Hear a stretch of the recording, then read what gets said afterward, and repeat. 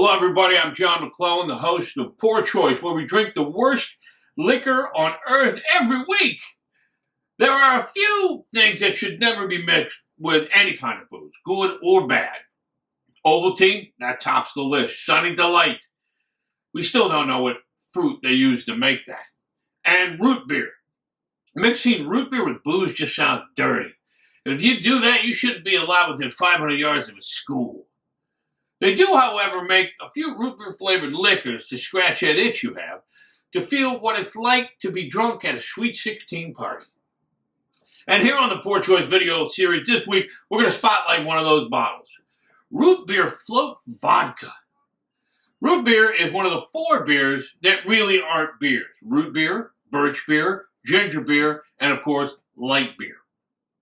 Root beer was originally made with natural roots and bark, but now is full of ingredients whose name have 8 or more letters and 7 or more vowels in them.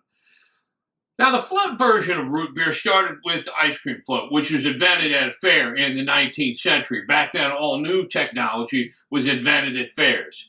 And at the fair, scientific testing was done on humans because people were stupider back then. The root beer float was said to be invented 10 years later. But it was already invented, and they still said they invented it because people were stupider back then. Making root beer float flavored booze is a fairly new invention because people are, well, still stupider.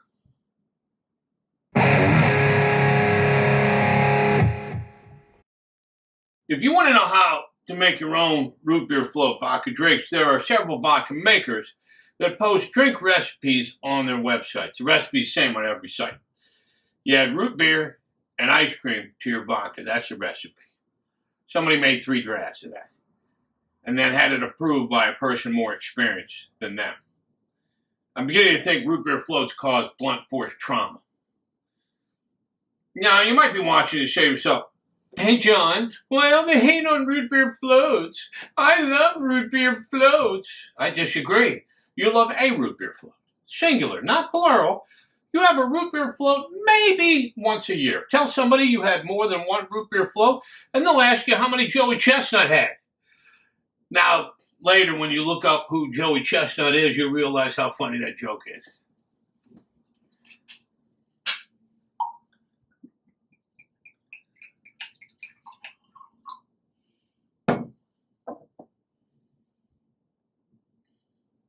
Where's the foam?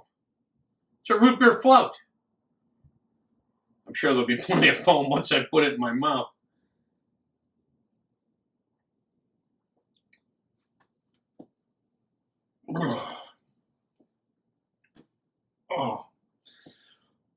Calling this a float is wrong.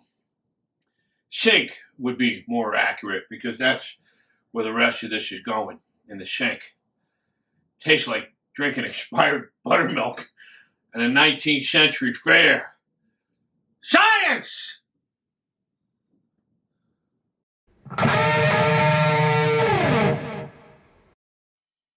I'm sure the allure of root beer float flavored vodka is designed to make you feel like a kid again. I will tell you, though, I have a lot of great memories from being a kid, and none of those memories involve me being drunk. But I'm just one man. If root beer float flavored hooch is supposed to make you feel like a kid again, let's just get the kids drunk right now. Hand out a kid's cocktail list along with the kids' menu at a restaurant with all the stuff the kids might like. That root beer float flavored jazz we're drinking today. Every one of those vodkas that taste like breakfast cereal. Peanut butter whiskey. And while we're at it, light beer.